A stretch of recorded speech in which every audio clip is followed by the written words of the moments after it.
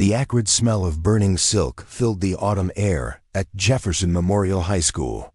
Flames danced across the intricate embroidery of a traditional Vietnamese ao dai, its delicate patterns disappearing into ash and smoke, surrounded by a circle of laughing students with their phones recording. Lin Nguyen stood frozen in horror as her grandmother's dress, brought from Saigon decades ago, crumbled to nothing in the school's central courtyard. Before we jump back in, tell us where you're tuning in from, and if this story touches you, make sure you're subscribed because tomorrow I've saved something extra special for you. "Welcome to America," shouted Jake Henderson, the flames reflecting in his cold blue eyes as he held the lighter that had started it all. "Maybe now you'll dress like you belong here." What none of those students knew, what Jake Henderson couldn't have imagined in his cruelest fantasies, was that the girl watching her heritage burn was the daughter of Ambassador David Nguyen, Vietnam's chief diplomatic representative to the United States. And in less than 48 hours, his act of cultural vandalism would trigger an international incident that would reach the highest levels of both governments. But this story doesn't begin with flames. It begins 3 months earlier in the marble halls of the Vietnamese embassy in Washington, D.C., where a 16-year-old girl was learning that being the child of a diplomat meant carrying the weight of 2 nations on her shoulders. Lin Nguyen had grown up in embassy compounds around the world. Born in Paris during her father's assignment to UNESCO, educated in international schools from Geneva to Singapore, she spoke 4 languages fluently and could navigate diplomatic protocol with the grace of someone twice her age. Her mother, Dr. May Chun Nguyen, was a cultural attaché specializing in Southeast Asian art preservation, and together, her parents had raised her to be a bridge between cultures.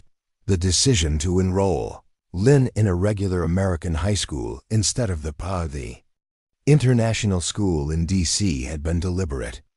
Ambassador Nguyen believed his daughter needed to understand ordinary American teenagers, not just the privileged children of diplomats and politicians. "How can we build genuine relationships between our peoples?" he had told his wife over dinner one evening. "If our own daughter only knows Americans through formal receptions and state dinners?" Dr. Chun Nguyen had been more cautious. She understood the unique challenges facing Asian Americans, having immigrated to the United States for graduate school 20 years earlier. She knew the subtle and not-so-subtle ways that difference could become a target. But her husband's idealism had won out, and they had chosen Jefferson Memorial High, a well-regarded suburban school 30 minutes from the embassy. Lin's first day had been carefully planned. She wore a simple dress American designer, purchased specifically to help her blend in. Her long black hair was styled in loose waves rather than the elegant chignon she preferred. She carried a regular backpack instead of the leather satchel she'd used at international schools. Everything was calculated to help her appear as normal as possible. The calculation failed immediately. It wasn't just that she was new, though new students always attracted attention. It wasn't even that she was visibly different. Though Jefferson Memorial's student body was predominantly white with small populations of other minorities, it was something more subtle, the way she carried herself with diplomatic poise, the slight formality in her speech patterns, the unconscious habits of someone raised in a world of international protocol.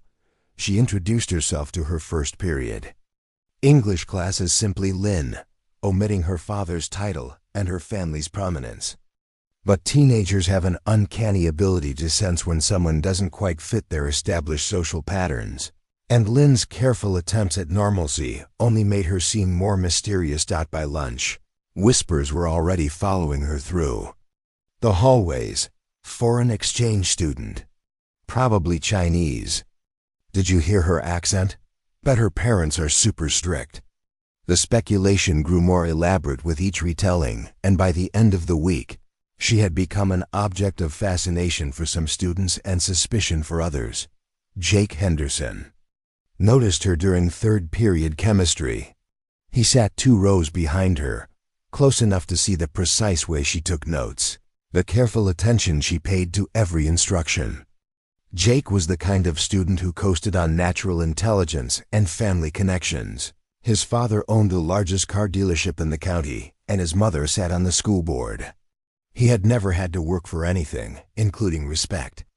And he had developed a particular resentment for students who seemed to effortlessly excel. Lynn's quiet competence irritated him in a way he couldn't articulate. She answered questions thoughtfully when called upon, but never volunteered information. She completed lab assignments with methodical precision, but didn't show off her knowledge. She was polite to everyone, but formed no immediate friendships. To Jake, her behavior seemed calculated, superior, like she thought she was better than everyone else. The first incident happened during the second week. Lynn was organizing her locker when Jake appeared beside her, leaning against the adjacent locker with studied casualness. "So where are you really from?" he asked, his tone friendly enough but with an edge that made nearby students pause in their conversations. "Virginia," Lynn replied truthfully. She had been born in Paris, but her family's official residence was a house in McLean, Virginia, near the embassy. Jake laughed, but it wasn't a pleasant sound. "Come on, I mean originally, like where are your people from?" The question carried implications that Lynn recognized immediately. In diplomatic circles, such inquiries were handled with practiced deflection, but she was trying to be a normal teenager, not an ambassador's daughter. "My family is Vietnamese American," she said simply. "Vietnamese," Jake repeated, drawing out the syllables mockingly. "So like, are your parents boat people or something?" The casual cruelty of the question hit Lynn like a physical blow. Her maternal grandparents had indeed fled Vietnam by boat in 1978, enduring horrific conditions to reach refugee camps in Thailand. Her paternal grandfather had been a translator for American forces and had evacuated during the fall of Saigon. These were family histories filled with trauma and courage, not punchlines for an entitled teenager's amusement. But Lynn had been trained in diplomacy since childhood. She knew that reacting emotionally would only escalate the situation. "My family has been in America for decades," she said evenly, closing her locker and preparing to walk away. "Decades," Jake mimicked her slightly formal speech pattern. "You talk funny, you know that? Like you're giving a speech or something." Other students were listening now, sensing drama. Lynn could feel their attention like a spotlight, waiting to see how she would respond.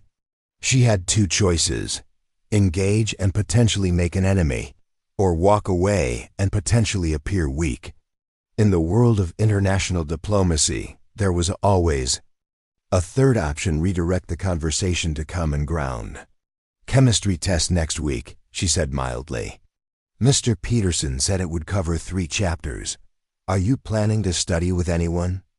It was a perfect diplomatic deflection. Acknowledge the other person's presence, change the subject to something relevant to both parties, and offer an opportunity for positive interaction. In embassy receptions, it would have worked flawlessly. Jake Henderson wasn't a foreign minister looking for common ground. He was a 16-year-old boy who had just been dismissed by someone he perceived as thinking herself superior to him. Her polite redirection felt like condescension, and his face flushed with anger.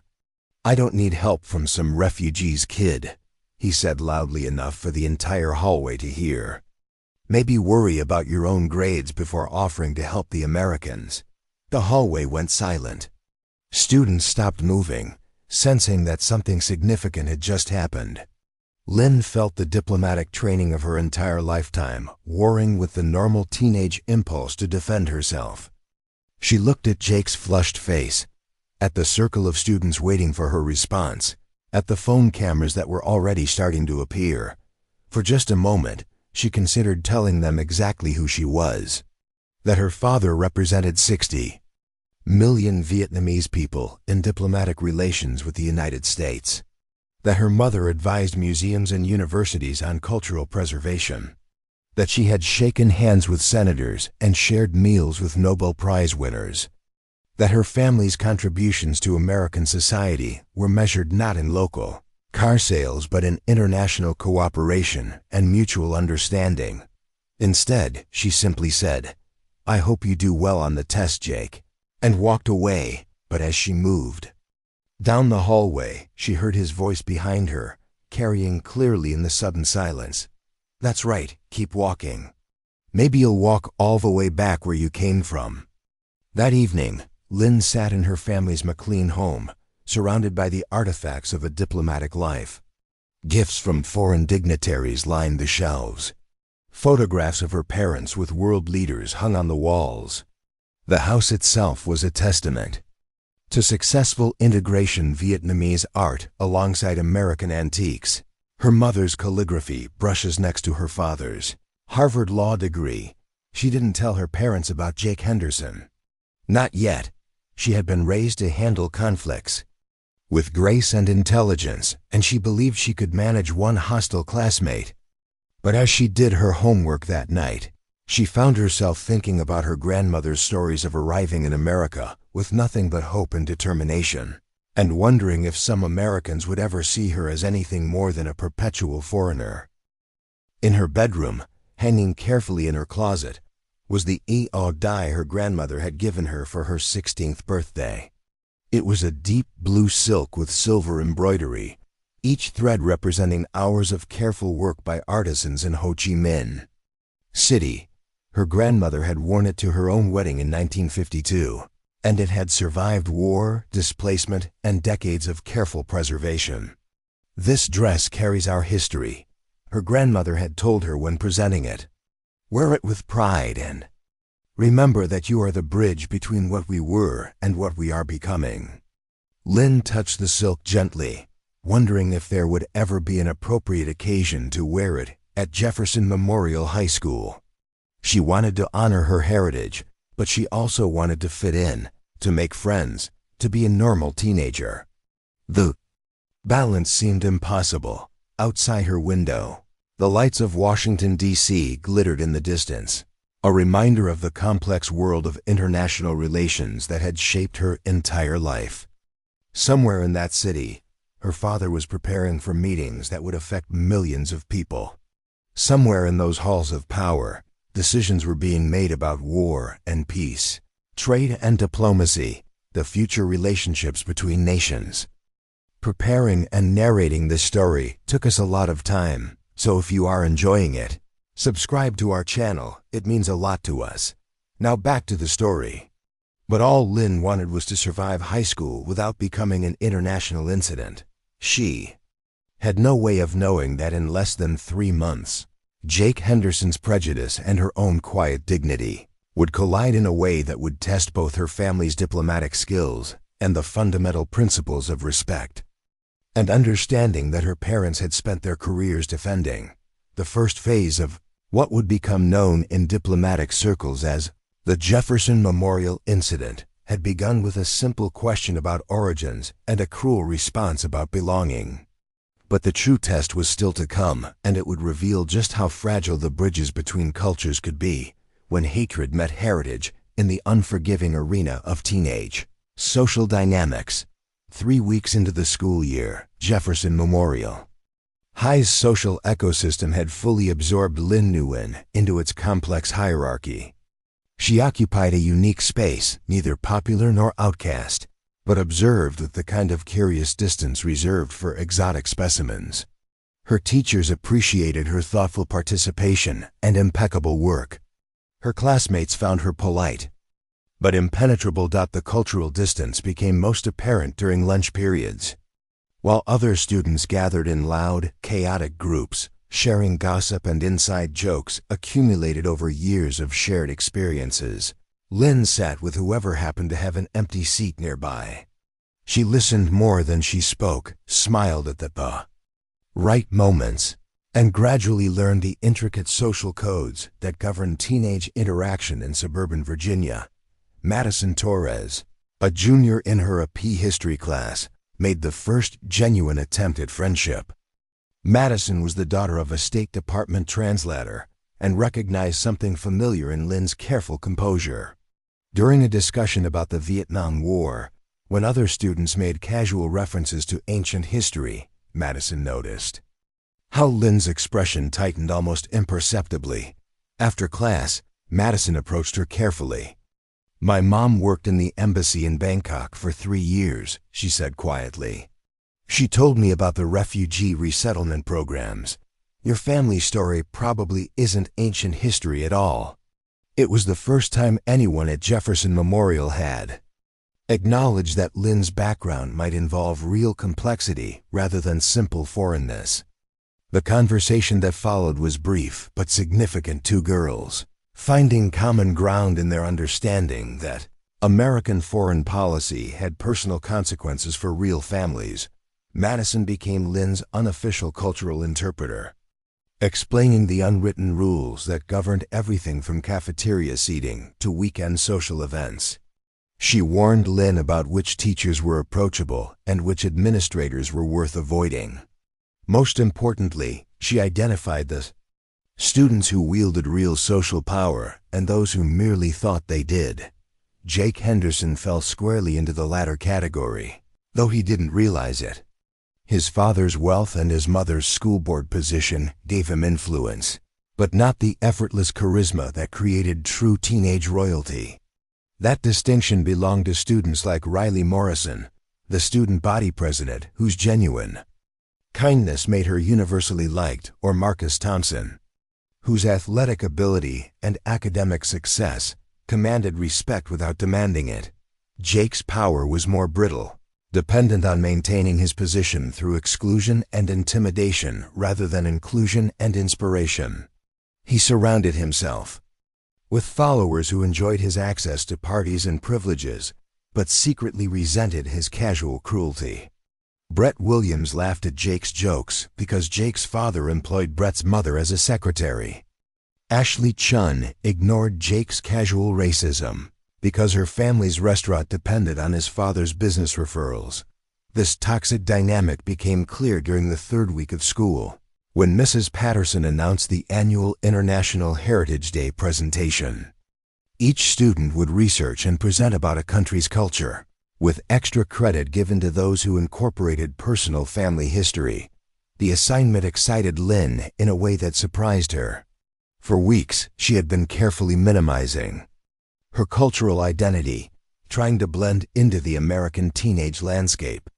Now she had an opportunity to share the richness of Vietnamese culture in an academic context where differences would be celebrated rather than mocked. She began planning immediately, reaching out to her mother's contacts at the Vietnamese American Cultural Center. She arranged to borrow traditional instruments, secured permission to prepare authentic food samples, and even contacted a family friend who specialized in traditional dance. The presentation would be a comprehensive exploration of Vietnamese contributions to American society, from cuisine to technology to arts. Jake watched her preparation with growing irritation. During study hall, he observed her carefully taking notes from what appeared to be academic journals. In the library, he saw her speaking Vietnamese on her phone, presumably coordinating with community organizations. Her obvious expertise and genuine enthusiasm made his own half-hearted research about Ireland chosen because Henderson sounded Irish seemed pathetic by comparison. The irritation crystallized into resentment during a conversation he overheard between Lynn and Madison near the water fountains.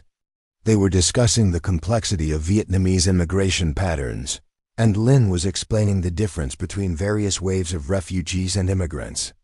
Her knowledge was encyclopedic, covering not just her own family's experience, but the broader historical context that had shaped Vietnamese American communities. "My grandfather always said that Americans saved our family," Lynn was saying. "But my grandmother reminds me that we also saved ourselves." The boat journey to Thailand took 18 days. She was pregnant with my mother and had to give birth in a refugee camp. When they finally reached America, they had nothing except determination to build a better life. Madison listened with genuine interest, asking thoughtful questions about the cultural adaptations and challenges. It was exactly the kind of meaningful conversation that Lynn had been hoping to have with her American classmates, one that acknowledged both the difficulties and the triumphs of the immigrant experience. But Jake heard only what his prejudices allowed him to process: confirmation that Lynn's family were refugees, boat people, charity cases who owed their presence in America to the generosity of real Americans like his own family. The historical complexity, the personal courage, the decades of successful integration, none of that registered. He heard only foreign dependence and felt his own superiority validated. The Heritage Day presentations were scheduled for the week before Thanksgiving, and as the date approached, Jake's resentment grew more public. He began making subtle comments about students who were showing off their foreignness. He questioned whether certain presentations were really American if they focused too much on other countries. His followers echoed these sentiments, creating an undercurrent of hostility that several teachers noticed but failed to address directly. The first open confrontation came during lunch on a rainy Tuesday in early November. Lynn was reviewing her presentation notes when Jake approached her table with his usual entourage. The cafeteria was crowded, and their conversation would be audible to dozens of other students. "So what's your little show going to be about?" Jake asked, his tone suggesting that he already knew and disapproved. Lynn looked up from her notes, recognizing the potential for conflict, but hoping to diffuse it diplomatically. "I'm presenting about Vietnamese culture and its contributions to American society," she said carefully. "Contributions," Jake repeated, making the word sound ridiculous. "Like what? Teaching us how to make weird food?" Several students at nearby tables stopped eating, sensing the tension. Lynn felt the familiar diplomatic training kick and remain calm, find common ground, redirect toward positive interaction. "Actually, Vietnamese Americans have made significant contributions to technology, medicine, and business," she said evenly. "For example, the founder of Panda Express is Vietnamese American, and many NASA engineers and doctors are." "Panda Express?" Jake interrupted with a laugh. "That's Chinese food, genius. Can't you people even keep track of your own cultures?" The casual racism hit the cafeteria like a physical slap. Several students gasped audibly. Madison started to stand up from her table across the room, but Lynn caught her eye and shook her head slightly. She could handle this herself. "You're right. That Panda Express serves Chinese-American food," Lynn said, with careful precision. "I was thinking of different examples. But actually, that raises an interesting point about how Asian cuisines have been adapted for American tastes. And how, oh my God, you're like a walking Wikipedia," Brett Williams interrupted, earning laughs from Jake's crew. "Do you ever just talk like a normal person?" Lynn felt heat rising in her cheeks but maintained her composure. The intellectual approach clearly wasn't working with this audience. She tried a different strategy: personal connection. "I'm just excited to share my heritage," she said simply. "Don't you feel proud of your family's background?" It was the wrong thing to say to Jake Henderson, whose family's money was relatively new and whose mother had grown up in a trailer park before marrying his father. The implication that he should have cultural heritage to be proud of touched on insecurities he didn't even fully understand. "My heritage is American," he said aggressively. "I don't need to dig up some foreign country to feel special. Some of us belong here." The word belong hung in the air like a challenge. Around them, the cafeteria had gone mostly quiet, with students pretending to eat while actually listening to every word. Lynn realized that this moment would define how she was perceived by her classmates for the rest of the year. She stood up, slowly gathering her presentation notes with deliberate care. When she spoke, her voice carried the authority she had learned from watching her parents navigate international crises. "Everyone in America came from somewhere else originally," she said clearly enough for the entire cafeteria to hear. "The difference is how recently and under what circumstances." My family came here because they believed in American values like freedom and opportunity. They've spent 30 years proving they belong here through their contributions to their communities. I don't need to prove anything to anyone." She walked away before Jake could respond, but she heard his parting shot clearly. "We'll see about that." That evening, Lynn finally told her parents about the ongoing harassment. Ambassador Nguyen listened with the careful attention he brought to diplomatic briefings, asking clarifying questions and taking mental notes. Dr. Chin Yui's reaction was more emotional. She had faced similar prejudice during her own student years and recognized the particular pain of having your heritage turned into a weapon against you. "We could speak to the principal," her father suggested. "Or I could contact the school board directly." Lynn shook her head firmly. "That would make everything worse. Kids hate it when parents get involved, especially if they think I'm getting special treatment because of who you are." "But darling," her mother said gently, "you are getting special treatment already. It's just a negative treatment. Maybe it's time to let people know that attacks on you have broader implications." Ambassador Nguyen understood his daughter's reluctance, but also recognized the patterns of escalation he had witnessed in international conflicts. "Sometimes," he said carefully, "bullies only understand consequences. But I respect your desire to handle this yourself.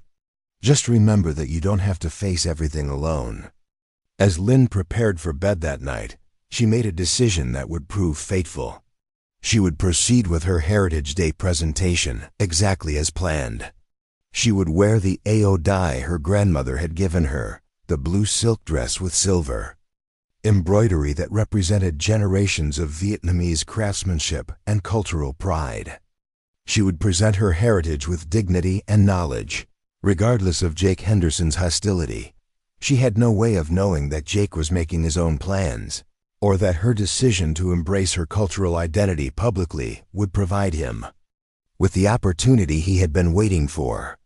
The stage was set for a confrontation that would test not just Lynn's diplomatic training, but the fundamental principles of respect and tolerance that American schools claim to represent. In the Vietnamese embassy across town, Ambassador Nguyen worked late into the night on trade negotiations and cultural exchange programs, unaware that his daughter's high school experience was about to become a matter of international concern. The weekend before Heritage Day brought unseasonably warm weather to Northern Virginia, and with it, the annual Henderson family barbecue. Marcus Henderson's sprawling backyard in Great Falls hosted 36 families from Jefferson Memorial School community, including teachers, school board members, and parents of Jake's closest friends. The event was as much about displaying wealth and influence as it was about celebrating the end of football season. Jake moved through the crowd with practiced ease, accepting congratulations on his mediocre athletic performance and playing the role of the perfect son. But his attention kept drifting to Monday's Heritage Day presentations, and specifically to what he saw as Lynn Nguyen's upcoming attempt to show off her superiority once again. "That foreign girl in your class giving you any more trouble?" asked Tom Bradley, Brett's father and one of Marcus Henderson's business partners. The question was asked casually, but Jake caught the implication word of the cafeteria confrontation had reached the adult community. "Nothing I can't handle," Jake replied, but the conversation gave him an idea. If the adults in his circle were already viewing Lynn as a problem, perhaps they would appreciate someone taking action to address it. The idea crystallized during a conversation between his mother, Patricia Henderson, and several other school board members.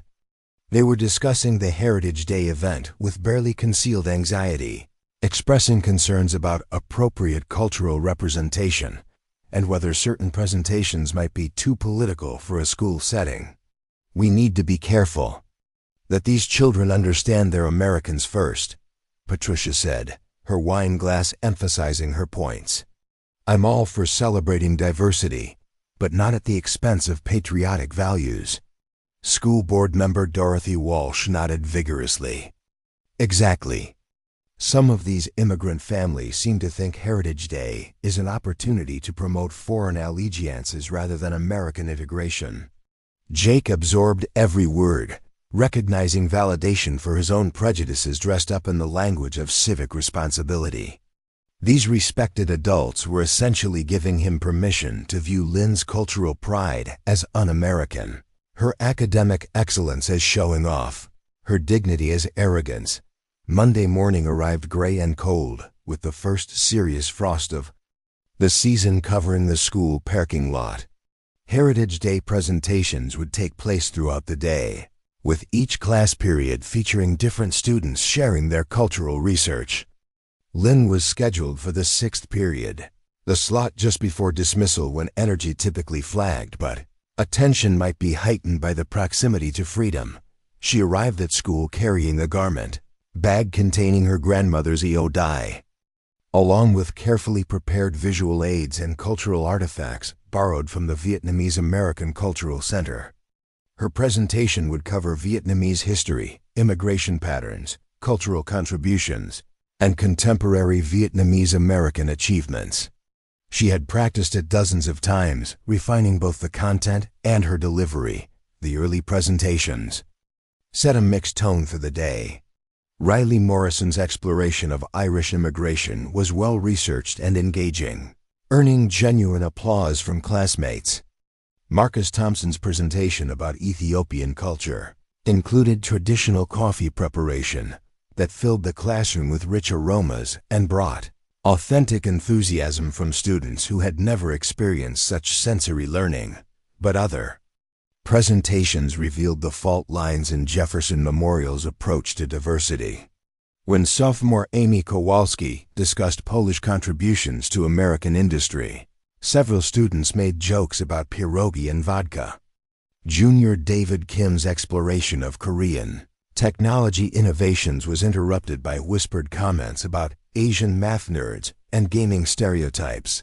Jake watched each presentation with growing confidence that his plan would work.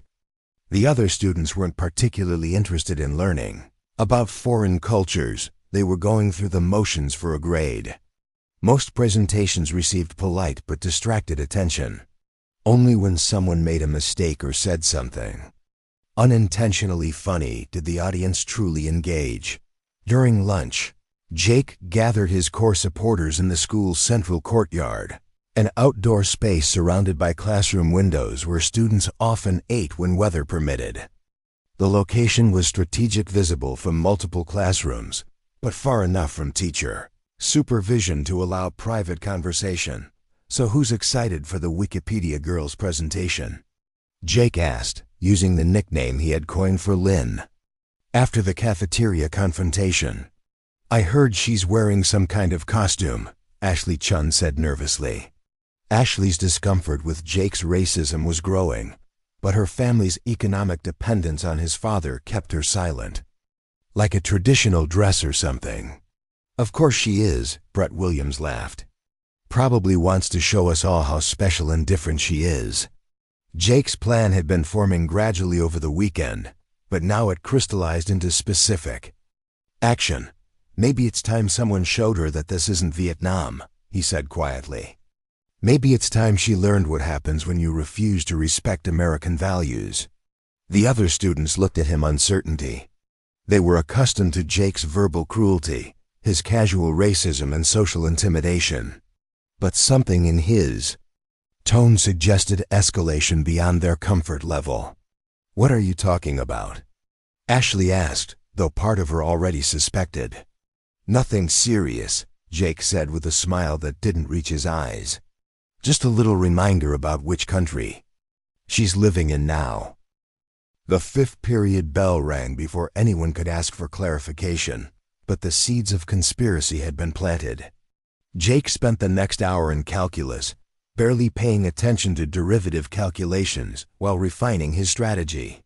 He knew exactly when Lynn would change into her traditional dress. The girls' bathroom near the library was always empty during 6th period. He knew exactly where she would go afterward, room 247, where Mrs. Patterson held a P history. And he knew Exactly how to position himself for maximum impact. Sixth period arrived with unusual energy. Word had spread about some of the day's more interesting presentations, and students seemed genuinely curious about what their classmates would share. Mrs. Patterson had rearranged the classroom to create a presentation area, and she began the period by emphasizing the educational value of learning about different cultural traditions. Today we have the opportunity to see how America's strength comes from its diversity, she announced. I hope you'll listen respectfully and ask thoughtful questions about experiences that might be different from your own. The first two presentations proceeded smoothly. Sarah Martinez shared her Mexican-American family's immigration story with moving personal details about her grandparents' struggles and successes. Kevin O'Brien's exploration of Scottish Highland traditions included bagpipe music that made everyone smile despite its volume. Then Mrs. Patterson called Lynn's name. She had changed into the EODI during the passing period, and when she entered the classroom, several students audibly gasped. The traditional Vietnamese dress was stunning deep blue silk that seemed to shimmer in the fluorescent light, with intricate silver embroidery that told stories in its patterns. The fitted bodice and flowing pants created an elegant silhouette that commanded attention and respect. But more than the dress itself, it was the transformation in Lynn's demeanor that surprised her classmates. Gone was the careful restraint they had observed for months. In its place was quiet confidence, cultural pride, and a sense of connection to something larger than teenage social dynamics. She moved with new grace, spoke with new authority, and carried herself like someone representing not just her own heritage, but the dignity of her entire community. My presentation today is about Vietnamese culture and its contributions to American society, she began, her voice clear and strong. But more than that, it's about the American dream as experienced by refugees who risked everything for the promise of freedom and opportunity. She began with history, the French colonial period, the war years, the fall of Saigon. But instead of dry academic recitation, she wove in personal stories from her own family's experience. Her grandfather translated for American soldiers. Her grandmother hid family jewelry in her clothes during the escape from Vietnam. Her parents met in a California refugee camp and chose education as their path to success. The classroom was absolutely silent. Even students who had seemed disinterested in earlier presentations found themselves drawn into Lynn's narrative. She had inherited her parents' diplomatic skills, but also something more personal, the ability to make individual struggles represent universal human experiences. She discussed Vietnamese contributions to American cuisine, showing how dishes had been adapted for local tastes while maintaining cultural authenticity.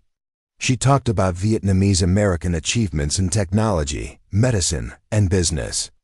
She explained traditional art forms like water puppetry and silk painting, demonstrating techniques with materials she had brought from the cultural center. But it was when she addressed the refugee experience directly that her presentation became something more than academic exercise. My family came to America with nothing except hope, she said, her voice carrying new emotion.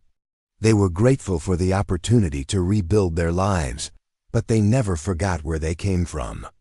The outrage I'm wearing belonged to my grandmother, who wore it to her wedding in 1952.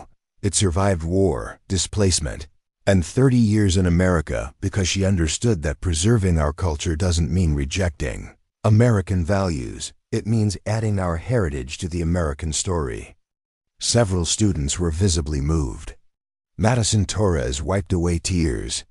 Even Mrs. Patterson seemed affected by the power of Lynn's presentation. But Jake Henderson sat in the back row, his face flushed with anger rather than appreciation. Everything about Lynn's presentation confirmed his worst assumptions about her character. The traditional dress seemed like a deliberate rejection of American clothing. Her stories about Vietnamese culture felt like criticism of American society. Her obvious pride in her heritage struck him as evidence that she considered herself superior to her American classmates. Most infuriating was the way other students responded to her presentation. They were listening with genuine interest, asking thoughtful questions, treating her cultural knowledge as valuable rather than foreign. Jake watched his classmates discovering aspects of Vietnamese culture they had never encountered, and their appreciation felt like betrayal of his own values. When Lynn finished her presentation to genuine applause, Jake made his decision. The traditional dress that had made her presentation so powerful would also make her vulnerable. Cultural pride could become cultural humiliation with the right application of pressure. And Jake Henderson had access to exactly the kind of pressure that could destroy someone's dignity permanently. As the bell rang and students began filing out of the classroom, Jake lingered behind, pretending to organize his backpack while actually studying Lynn's movements. She was carefully packing her cultural artifacts, treating each item with obvious reverence. The Yo Dai made her movements more deliberate, more graceful, but also more noticeable. Perfect. He followed her out of the classroom at a distance, noting which direction she headed and timing her progress through the hallways. Other students were heading toward lockers and buses, creating the kind of crowded confusion that would provide both audience and cover for what he had planned. Lynn was walking toward the central courtyard, probably planning to meet Madison before heading home. The Ao Dai drew appreciative glances from students who had seen her presentation, and several teachers nodded approvingly as she passed. Her quiet confidence was still intact, her cultural pride still visible in every step. Jake reached into his backpack and pulled out the lighter he always carried, an expensive silver Zippo that had been a 16th birthday gift from his father. Originally intended for the occasional cigarette behind the gym, it was about to serve a very different purpose. He quickened his pace, closing the distance between himself and the girl whose dignity he was about to destroy forever. The central courtyard of Jefferson Memorial High School buzzed with the usual post-dismissal energy. Students clustered around picnic tables, comparing notes about Heritage Day presentations and making plans for the evening. The unseasonably warm November afternoon had drawn nearly 50 students outside, creating the perfect audience for what Jake Henderson had planned. Lynn emerged from the main building still wearing her grandmother's Ao Dai, the silk catching the late afternoon sunlight as she moved gracefully across the concrete plaza. Several students called out compliments about her presentation, and she responded with genuine smiles and thanks. For the first time since arriving at Jefferson Memorial, she felt truly seen and appreciated by her classmates. Madison Torres waved from a table near the center of the courtyard, where she sat with 3 other students from their AP history class. As Lynn approached, she could hear them discussing the day's presentations with unusual enthusiasm. "That thing about the water puppetry was incredible," said Kevin O'Brien, still energized from his own Scottish presentation. "I had no idea Vietnamese culture had such unique art forms." "And the stories about your grandparents," added Sarah Martinez. "My family went through similar struggles coming from Mexico, but hearing it from a different perspective made me think about immigration in new ways." Lynn felt a warmth spreading through her chest that had nothing to do with the afternoon sun. This was exactly what she had hoped for: genuine connection through shared understanding, cultural exchange that built bridges rather than walls. Her parents would be proud of how she had represented their heritage with dignity and education. But 20 feet away, Jake Henderson watched the scene with growing fury. He had positioned himself strategically near the courtyard's main entrance, where departing students created natural cover for his movements. Brett Williams and Ashley Chun flanked him nervously, both sensing that whatever Jake had planned exceeded their comfort level, but neither was willing to openly challenge him. "Look at her," Jake muttered, his voice tight with resentment. "Acting like she's some kind of princess because she put on a costume and told sob stories about her refugee family." Ashley shifted uncomfortably. Despite her complicated relationship with Jake's racism, she couldn't deny that Lynn's presentation had been genuinely moving and educational. Maybe we should show her that this isn't Vietnam. Jake interrupted, his hand moving to the lighter in his pocket. Maybe it's time she learned what happens when foreigners refuse to respect American values. Brett Williams looked around the crowded courtyard, noting the teachers still visible through classroom windows and the number of students with phones already out, documenting the end of Heritage Day. Dude, there are too many people here. Everyone's going to see. Good, Jake said flatly. Let them see what happens when someone tries to make America into their personal heritage museum. His plan was simple in its cruelty. The outrage was made of silk, a fabric that would burn quickly and dramatically. In the crowded courtyard, surrounded by witnesses with recording devices, Lynn would be humiliated in the most public way possible. The traditional dress that had given her confidence would become the instrument of her shame, and everyone at Jefferson Memorial would see that cultural pride had consequences. Jake began moving toward Lynn's table, his approach casual enough to avoid immediate attention, but direct enough to reach his target before anyone could intervene. The silver Zippo felt heavy in his hand as he flicked it open and closed repeatedly, the metallic sound masked by the general noise of the courtyard dot on her table. Lynn was explaining the significance of the outrage's embroidery patterns, tracing the silver threads with her finger as she described how different motifs represented various aspects of Vietnamese culture. The other students leaned in with genuine interest, asking questions about the craftsmanship and the dress's history. My grandmother spent 3 months working on this embroidery, Lynn was saying, her voice soft with affection. Each flower represents a different virtue: patience, perseverance, hope. She told me that wearing it would remind me of the strength our family has always carried. It's beautiful, Madison said sincerely. You should wear it more often. Lynn smiled, but a shadow crossed her face. I wasn't sure if anyone here would understand its significance.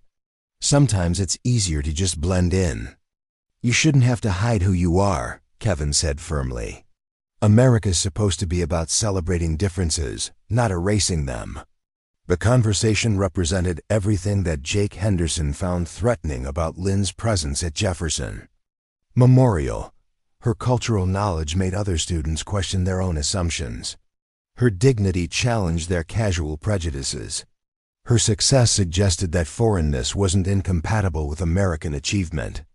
In Jake's worldview, these were dangerous ideas that needed to be eliminated. He was 10 feet away now, close enough to see the intricate details of the outrage's embroidery, close enough to smell the faint incense scent that clung to the silk from its storage in the cultural center. Other students noticed his approach with varying degrees of awareness. Some recognized the potential for conflict. Others were too absorbed in their own conversations to pay attention. The silver Zippo was warm in his palm from repeated handling. Jake had practiced the motion dozens of times over the weekend, perfecting the timing that would allow him to ignite the lighter, grab a handful of silk, and create maximum damage before anyone could react. The plan depended on shock and speed, on creating a spectacle too dramatic for immediate intervention. 5 feet away, Lynn was still talking about her grandmother's craftsmanship, still explaining the cultural significance of patterns that represented generations of Vietnamese artistry. Her back was partially turned to Jake's approach, making her vulnerable to attack, but also unaware of the immediate danger. Madison Torres noticed him first. Something in Jake's expression, a combination of focused anger and predetermined action, triggered her instincts for trouble. She had seen that look before, in the cafeteria confrontation and during other moments when Jake's prejudice had boiled over into aggression. "Lynn," Madison said quietly, her voice carrying a warning tone that made other students at the table look up. But it was too late. Jake had closed the final distance and was reaching for the flowing panel of silk that hung from Lynn's shoulder. The Zippo was already lit, its flame dancing in the afternoon breeze. ready to turn cultural pride into cultural destruction. "Time for your real education in American values," Jake snarled, his voice loud enough to carry across the courtyard and alert dozens of students to what was happening. Lynn spun around just as Jake's hand made contact with the outrage, his fingers gripping the delicate fabric with enough force to tear the silk. For a frozen moment, their eyes met, his filled with hatred and triumph, hers wide with shock and growing understanding of what was about to happen. The lighter moved toward the silk in what felt like slow motion. Students throughout the courtyard were turning to look, phones rising automatically to capture whatever drama was unfolding. Teachers began moving toward the windows, sensing disturbance, but not yet understanding its nature. But in that crucial second before the flame met fabric, something unexpected happened. A voice cut through the courtyard with the authority of someone accustomed to command, someone whose words carried the weight of institutional power and moral clarity. "Mr. Henderson, step away from that student immediately." Principal Morrison had emerged from the main building at precisely the wrong moment for Jake's plan and precisely the right moment for Lynn's safety. His voice carried the kind of administrative authority that stopped student behavior instantly. And his physical presence, 6 feet tall and built like the former college football player he was, commanded immediate attention. Jake's hand froze with the lighter inches from Lynn's dress. Around the courtyard, 50 students held their breath, phones recording, witnessing a moment that would define the social dynamics of Jefferson Memorial High School for years to come. "I said step away," Principal Morrison repeated, moving across the courtyard with purposeful strides. Now, the moment stretched impossibly long. Jake's plan was in ruins, his humiliation complete, his audience watching his failure rather than Lynn's destruction. But the lighter was still lit, his hand still gripped the outrage's silk, and the fury that had driven him this far was too powerful to simply evaporate. Instead of stepping away, instead of accepting defeat and facing consequences, Jake Henderson made the decision that would transform a high school confrontation into an international incident. He tightened his grip on the silk, brought the flame closer to the fabric, and spoke the words that would be quoted in diplomatic cables and news reports around the world. "Welcome to America," he said with vicious satisfaction. "Maybe now you'll learn to dress like you belong here." The flame touched silk. The ancient fabric, lovingly preserved through war and displacement and 30 years of careful storage, began to burn. The smell of destroyed heritage filled the autumn air, and Lin Nguyen's cry of anguish echoed across the courtyard like a cultural death knell. But what Jake Henderson didn't know, what none of the students recording the incident could have understood, was that the girl whose dress was burning in the Jefferson Memorial High School courtyard was not just another immigrant teenager trying to fit in. She was the daughter of Ambassador David Nguyen, chief diplomatic representative of the Socialist Republic of Vietnam to the United States of America. And the traditional dress now turning to ash and smoke was not just a family heirloom, it was a cultural artifact with official significance, a symbol of Vietnamese heritage that had been worn by the granddaughter of war refugees who had become the daughter of diplomatic royalty. In less than 24 hours, the cell phone videos being recorded at that moment would reach the Vietnamese embassy in Washington, D.C. within 48 hours. They would be discussed in urgent meetings between State Department officials and Vietnamese diplomats. Within a week, they would force both governments to address fundamental questions about hate crimes, cultural respect, and the protection of diplomatic families. Jake Henderson had intended to humiliate one foreign girl. Instead, he had just ignited an international crisis that would test the relationship between two nations and force America to confront uncomfortable truths about how it treated its newest citizens. The silk continued to burn, and with it, any possibility that this incident could be contained within the walls of a suburban Virginia high school. The silence that followed the burning of Lynn's outrage lasted exactly 3 seconds. Then chaos erupted throughout Jefferson Memorial's central courtyard as 50 students began shouting simultaneously, phones recording from every angle, and teachers rushed from the building to understand what had just happened.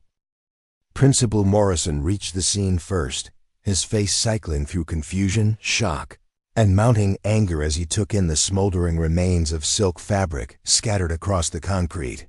The acrid smell of burned heritage hung in the air like an accusation, and Lynn stood frozen in the center of it all, her traditional dress reduced to tatters and ash around her feet. "What the hell did you just do?" Morrison demanded, grabbing Jake Henderson by the shoulders and forcing him to face the destruction he had caused. Jake's expression showed no remorse, only the satisfied smirk of someone who believed he had finally put an uppity foreigner in her place. "I taught her a lesson about American values," he said loudly enough for the recording phones to capture every word. "Maybe now she'd dress like she belongs here instead of showing off her foreign costume." The words hit the courtyard like a physical blow. Several students gasped audibly. Madison Torres rushed to Lynn's side, trying to shield her from the cameras while assessing whether she had been physically injured in the attack. Other students began backing away, suddenly understanding that they had witnessed something far more serious than typical high school drama. But it was Lynn's reaction that surprised everyone most. Instead of tears or hysteria, instead of the broken collapse that Jake had expected, something fundamental shifted in her demeanor. The careful diplomatic restraint she had maintained for months suddenly evaporated, replaced by a steel-cold anger that seemed to radiate from her like heat from a forge. When she spoke, her voice carried an authority that no one at Jefferson Memorial had ever heard from a student, the voice of someone who had grown up in embassy compounds, who had watched her parents navigate international crises, who understood power and its proper application. "You have no idea what you've just done," she said to Jake, her words precise and measured despite the destruction around her feet. "No idea at all." Jake laughed, still drunk on his perceived victory. "What, you're going to tell your mommy and daddy? Going to cry to the principal? Newsflash, this isn't Vietnam. Your foreign sob stories don't work here." Principal Morrison stepped between them, his administrative instincts finally overriding his shock. "Mr. Henderson, you're suspended immediately pending a full investigation. This appears to be destruction of property at minimum, possibly assault. And definitely, it's a hate crime," Lynn interrupted quietly, her voice cutting through Morrison's bureaucratic language like a blade. "Destruction of cultural property based on ethnic prejudice. A federal offense." The legal terminology surprised everyone, including Morrison. Most 16-year-olds didn't speak fluent law enforcement language, but Lynn had absorbed more than cultural knowledge from her diplomatic upbringing. She understood exactly how American justice systems categorized crimes against minority populations. "Furthermore," she continued, her phone appearing in her hand with the practiced ease of someone accustomed to documentation, "I have 3 months of evidence showing escalating harassment, threats, and intimidation. Today's attack was the culmination of a sustained campaign of ethnic targeting." Jake's smirk began to fade as he realized that Lynn wasn't responding like a typical victim. She wasn't crying or running away or begging for mercy. Instead, she was speaking like someone who understood legal systems and had access to resources far beyond the typical high school social services. "You can't prove anything," he said, but uncertainty had crept into his voice. "It's just a high school drama. Nobody's going to care about some burned dress." Lynn looked at him with something approaching pity. That burned dress was a traditional iodine, handcrafted in Vietnam and brought to America by refugees fleeing war. It's a cultural artifact representing the immigrant experience and Vietnamese American heritage. Its destruction on camera, accompanied by your explicitly racist statements, constitutes a textbook hate crime under federal law. The gathered students were recording every word, but now their attention had shifted from Jake's moment of triumph to Lynn's calm dismantling of his assumptions. She moved through the crowd with purposeful grace, collecting fragments of burned silk and placing them carefully in her backpack. Each piece is evidence, she explained to no one in particular. Chain of custody will be important for the federal investigation. Principal Morrison's face had gone pale as the implications began sinking in. A hate crime on school property, recorded by dozens of students, involving the destruction of cultural artifacts. This was exactly the kind of incident that could destroy careers and trigger federal oversight of school operations. Miss Nguyen, he said carefully, perhaps we should discuss this privately in my office. I'm sure we can find a way to address this situation without involving outside authorities. Lynn turned to face him, and for the first time, Morrison saw not a quiet foreign student, but someone who had inherited diplomatic steel from generations of political survivors. Principal Morrison, with respect, this incident moved beyond school jurisdiction the moment Mr. Henderson chose to commit a federal crime on your campus. The only question now is whether Jefferson Memorial cooperates with the investigation or obstructs it. The transformation was complete and devastating. Gone was the careful teenager who had spent months trying to blend in, trying to avoid conflict, trying to handle harassment through proper channels.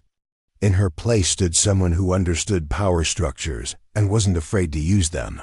Jake Henderson was beginning to understand that he had made a catastrophic miscalculation. Look, it was just a stupid dress, he said desperately. I'll pay for a new one. It's not that big a deal. Just a stupid dress, Lynn repeated, her voice carrying a new edge. Do you hear yourself? You just admitted to deliberately destroying cultural property while acknowledging its significance. Thank you for clarifying your intent for the recording. Devices. She pulled out her phone and began making a call. When she spoke, her voice carried the crisp professionalism of someone reporting to authority figures rather than seeking help from them. This is Lynn Nguyen. I need to speak with my father immediately. There's been an incident at school that requires his attention. She paused, listening. No, I'm physically unharmed, but there's been destruction of cultural property, and I believe diplomatic notification may be necessary. The words diplomatic notification sent a chill through everyone within hearing range. Students who had been laughing and recording suddenly realized they might have witnessed something with international implications. Principal Morrison looked like he was developing a migraine in real time. Jake's bravado finally collapsed completely. Wait, what do you mean diplomatic? Who's your father? Lynn looked at him with cold satisfaction. Ambassador David Nguyen, Chief Diplomatic Representative of the Socialist Republic of Vietnam to the United States. The man responsible for maintaining peaceful relations between our two countries and protecting the interests of Vietnamese citizens living in America. The courtyard went dead silent. Even the teachers who had been trying to restore order stopped moving. Someone dropped their phone, the plastic clattering against concrete with unusual loudness in the sudden quiet. You're lying, Jake said weakly, but his voice carried no conviction. Room 247, a P history, 6th period, Lynn said calmly. Mrs. Patterson can confirm that I mentioned my father's work during my presentation an hour ago. Several students heard me discuss growing up in embassy compounds. The information was always available. You simply chose not to listen because you were too busy planning my humiliation. Principal Morrison sank onto a nearby bench, his head in his hands. A hate crime against an ambassador's daughter, recorded by dozens of students, with months of documented harassment leading up to it. This was going to be a career-ending catastrophe, but Lynn wasn't finished. She had spent months being diplomatic, months trying to handle harassment through proper channels, months giving Jake Henderson and his supporters every opportunity to change their behavior. Now she was done being patient. You wanted to teach me about American values, she said to Jake, her voice carrying across the silent courtyard. Let me teach you about consequences. In Vietnam, what you did today would be considered an attack on national dignity. In America, it's a federal hate crime. In diplomacy, it's an incident that could affect trade relations, cultural exchanges, and bilateral cooperation between two nations. She began walking toward the school building, her destroyed dress leaving a trail of silk fragments behind her. But she stopped and turned back to address the crowd of students still recording with their phones. To everyone who witnessed this, you now have a choice. You can continue to pretend that this kind of hatred is just high school drama, or you can acknowledge that actions have consequences beyond your social circles. In 24 hours, this incident will be discussed in the Vietnamese embassy. In 48 hours, it will reach the State Department. In a week, it will be used as evidence in federal court. She looked directly at Jake Henderson, who stood among the burned remains of her heritage, looking smaller and more frightened with each passing moment. "You wanted to burn my culture," she said quietly. "Instead, you've ignited an international incident that will burn your future to ash. Welcome to the real world, where actions against diplomatic families have consequences you never imagined." As she walked into the building to wait for her father's arrival, Lynn felt a strange mixture of satisfaction and sadness. She had never wanted to use her family's status as a weapon, never wanted to be anything other than a normal American teenager. But Jake Henderson's hatred had forced her to become something else, a symbol of how America treated its newest citizens, a test case for whether justice applied equally to everyone regardless of their background. The transformation was complete. She was no longer just Lynn Nguyen, the quiet new girl trying to fit in.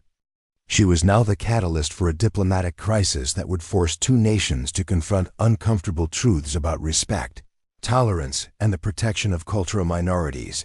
And in the courtyard behind her, Jake Henderson stood surrounded by the ashes of what he had thought would be his moment of triumph.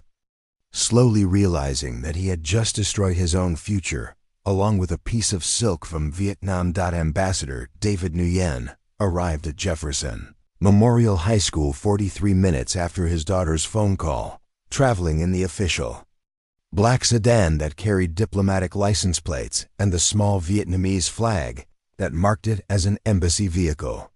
His arrival sent ripples of recognition through the remaining crowd of students and parents who had gathered to witness the aftermath of the courtyard incident. The ambassador was not what most people expected from a Vietnamese diplomat. Tall for his generation, with silver-streaked hair and the bearing of someone accustomed to international negotiations, he commanded immediate respect without saying a word. His crisp navy suit and diplomatic pin spoke of authority that transcended local jurisdictions, and when he stepped out of the sedan, even the lingering students instinctively moved aside.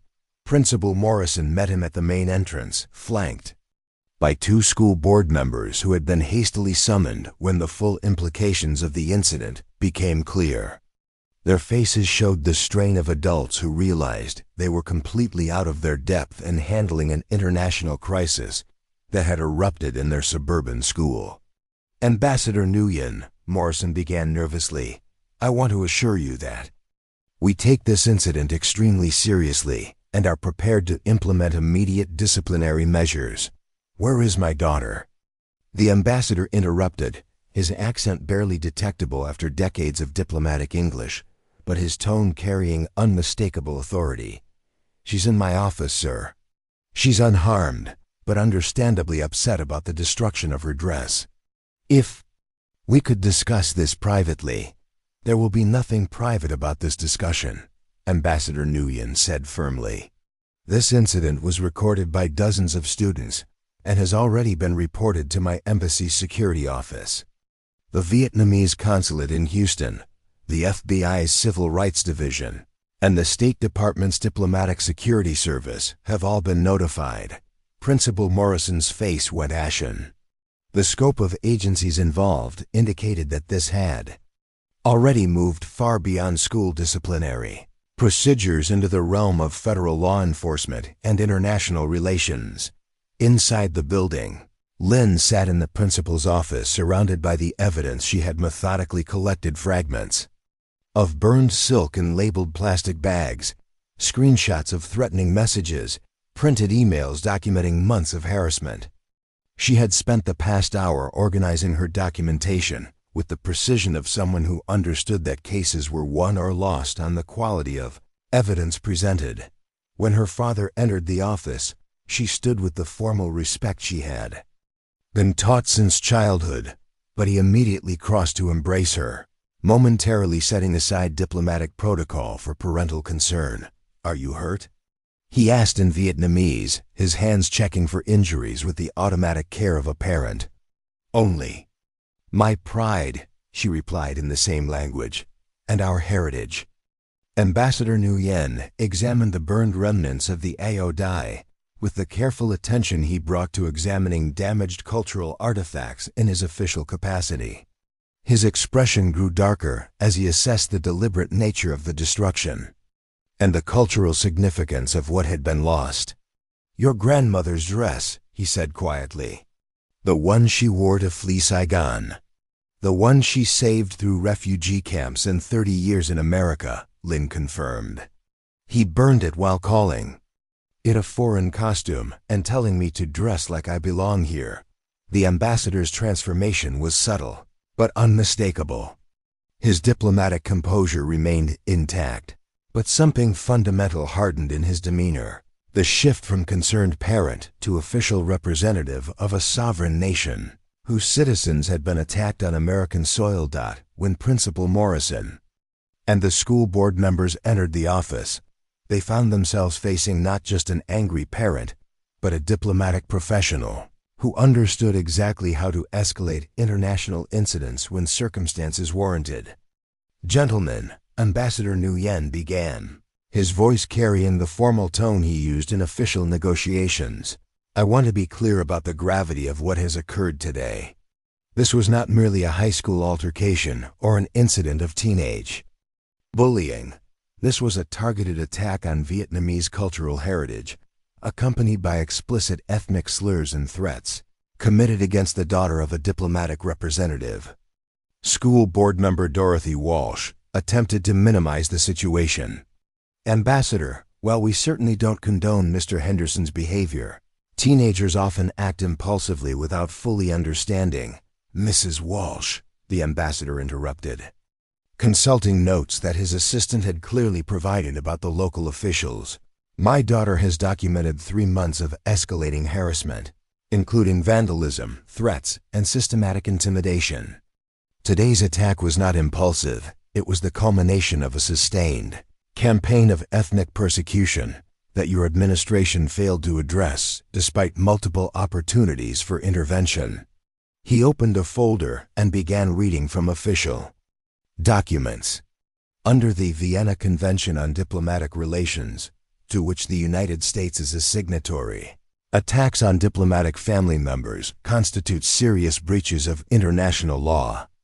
Under Matthew Shepard and James Byrd, Jr. Hate Crimes Prevention Act, the deliberate destruction of cultural property accompanied by ethnic slurs constitutes a federal crime.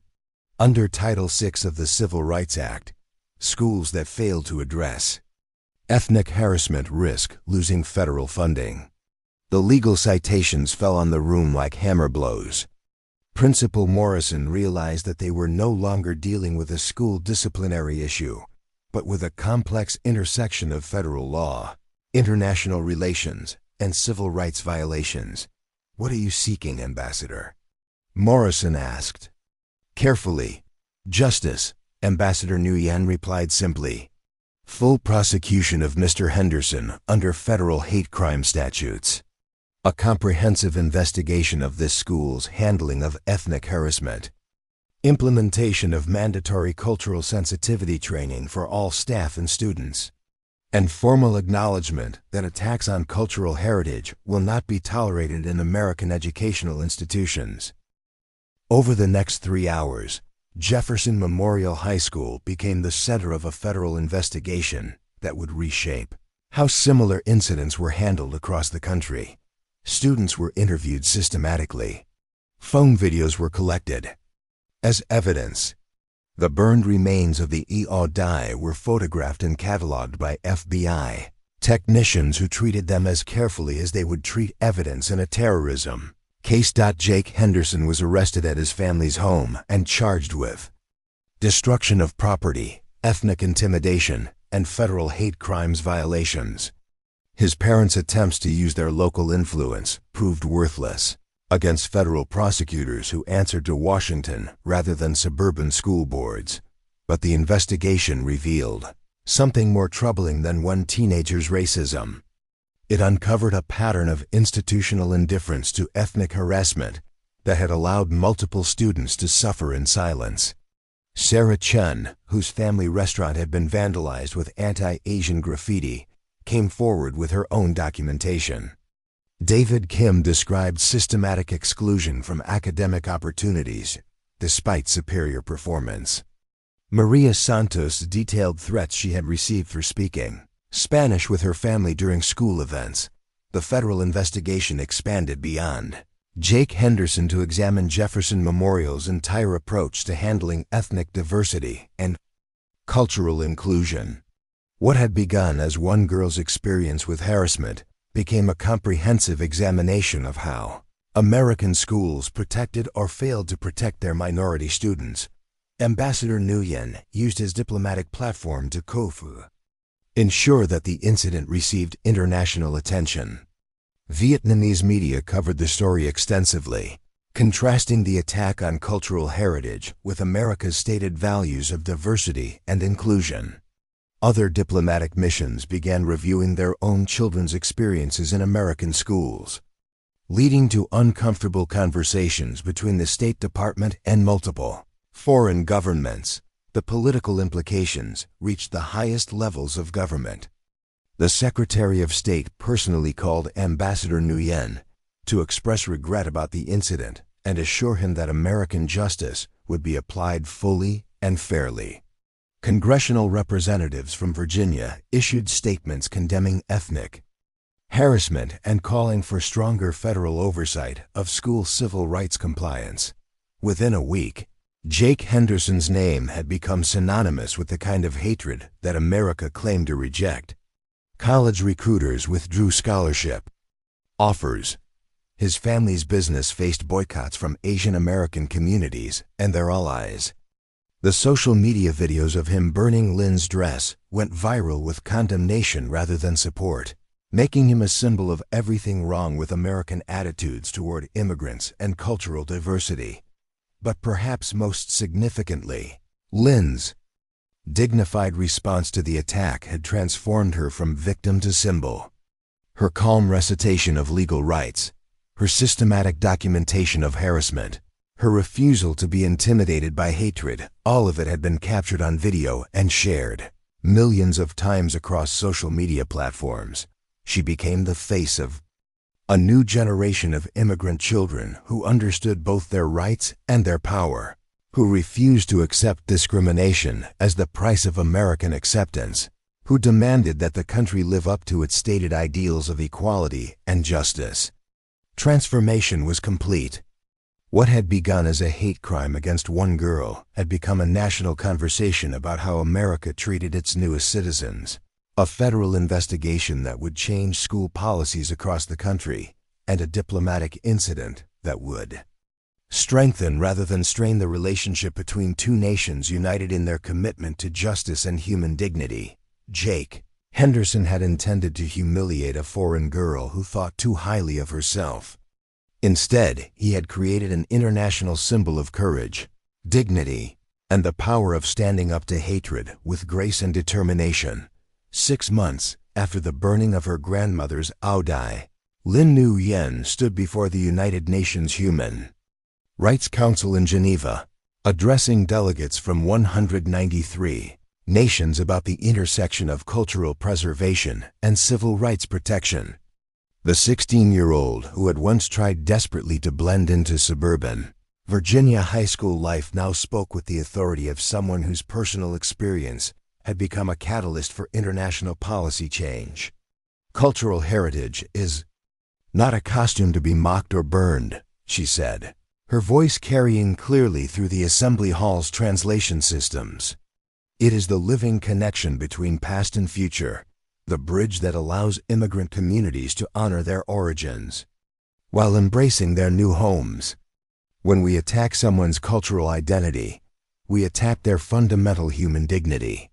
The speech was broadcast live to diplomatic missions around the world, including the Vietnamese embassy in Washington, D.C., where Ambassador Nguyen watched with pride as his daughter articulated principles that had taken him decades to fully understand.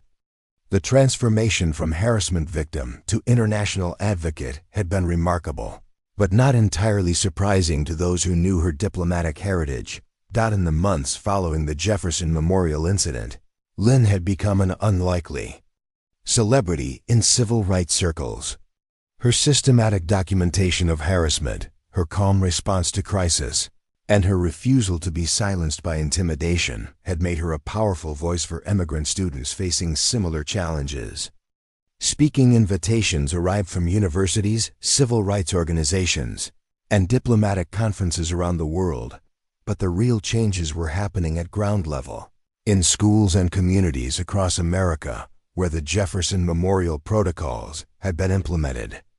Named after the incident that sparked them, these comprehensive guidelines required schools to take proactive steps in protecting cultural diversity and addressing ethnic harassment before it escalated to violence. Jefferson Memorial High School itself had been transformed beyond recognition. Principal Morrison had resigned in disgrace, replaced by Dr. Elena Rodriguez, a former civil rights attorney who specialized in educational equity. The school's diversity training programs had become a national model, with educators traveling from other states to observe their implementation. The central courtyard, where Lynn's dress had burned, now featured a memorial garden dedicated to cultural bridges, a space where students could display artifacts, stories, and traditions from their heritage communities. The plaque at its center bore a quote from Lynn's UN speech: "Our differences are not divisions to be bridged, but strengths to be celebrated." Madison Torres, now a senior and student body president, had spearheaded the creation of the International Student Alliance, an organization that provided support networks for immigrant and refugee students throughout the Virginia school system. What had begun as one friendship between two girls had evolved into a movement that connected thousands of young people across cultural boundaries. Lynn showed us that you don't have to choose between honoring your heritage and being American, Madison said during a recent interview with the Washington Post. You can be both, proudly and completely, and anyone who tries to make you choose is missing the entire point of what America is supposed to represent. The federal investigation triggered by the incident had revealed systemic problems in schools across 12 states, leading to Department of Education oversight and millions of dollars in funding for cultural competency training. The new standards had become shorthand for best practices in protecting minority students from harassment and ensuring that diversity was treated as an asset rather than a problem to be managed. Jake Henderson's fate had become a cautionary tale studied in criminal justice courses and diplomatic training programs. Convicted on federal hate crime charges, he had been sentenced to 2 years in federal prison, followed by 3 years of supervised probation that included mandatory community service with immigrant advocacy organizations. His family's business had collapsed under the weight of boycotts and negative publicity, forcing them to relocate to another state where they lived quietly and anonymously. But perhaps more significantly, Jake's case had established legal precedents that strengthened protections for diplomatic families and cultural expression. Federal prosecutors now had clear guidelines for pursuing hate crimes that targeted cultural heritage, and schools faced mandatory reporting requirements when such incidents occurred. The ripple effects extended far beyond American borders. The Vietnamese government had used the incident to launch a comprehensive review of how their citizens were treated in countries around the world. leading to stronger bilateral agreements protecting cultural rights and diplomatic family security. Other nations had followed suit, creating new international frameworks for addressing cultural violence and ethnic harassment. At the ASEAN summit in Bangkok, Southeast Asian foreign ministers had unanimously adopted the Jefferson Memorial Resolution, establishing regional protocols for protecting cultural heritage and responding to ethnic attacks against overseas communities. The resolution specifically referenced Lin's case as an example of how individual courage could drive systemic change, but the most profound changes were happening in the lives of individual students who had found their voices through Lin's example. Sarah Chun had become a prominent advocate for Asian American civil rights, using her family's restaurant as a community organizing space. David Kim had founded a scholarship program for immigrant students pursuing careers in public service. Maria Santos had been elected to her local school board, where she championed bilingual education and cultural inclusion policies. The network of young activists who called themselves cultural defenders had grown to include thousands of students across the country, all connected by the understanding that heritage was something to be protected rather than hidden. They organized cultural festivals, documented harassment incidents, and lobbied for stronger civil rights protections in their local communities. Lin's own journey had taken unexpected turns. Harvard, Yale, and Stanford had all offered her early admission with full scholarships, recognizing both her academic excellence and her advocacy work. But she had chosen to finish high school at Jefferson Memorial, understanding that her continued presence there sent a powerful message about resilience and belonging. "I could have transferred to a private school or international academy," she explained during a speech at the Kennedy Center.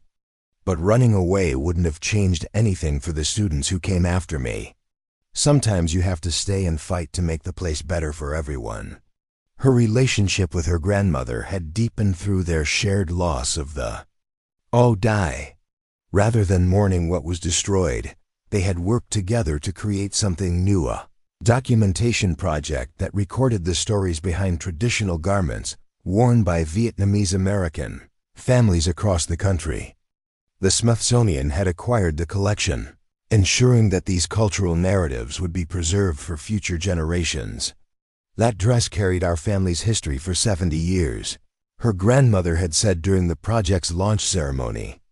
"Now Lin's courage carries our story forward for the next 70 years. Sometimes destruction creates space for something even more powerful to grow." The anniversary of the incident had been marked not with sadness, but with celebration. Jefferson Memorial held its first annual Heritage Day Festival, a community-wide event that drew thousands of participants from across the Washington, D.C. metropolitan area.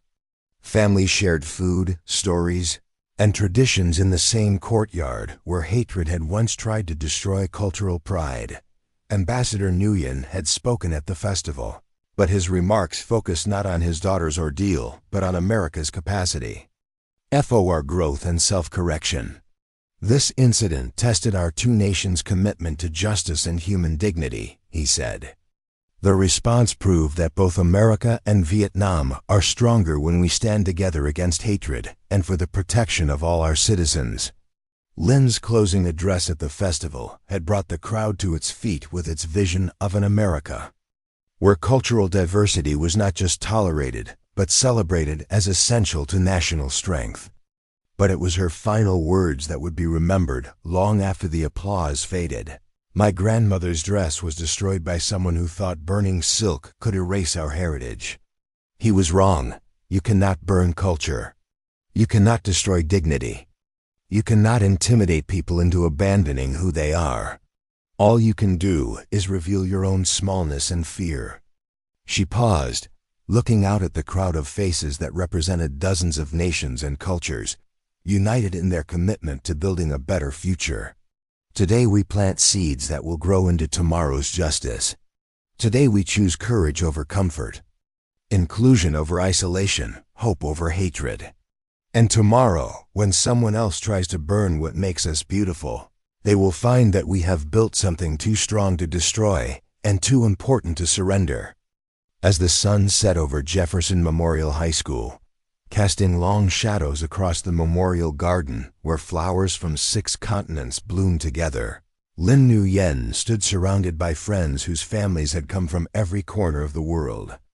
To build new lives in America, the girl who had once tried to make herself invisible had become impossible to ignore, not through seeking attention but by refusing to be silenced.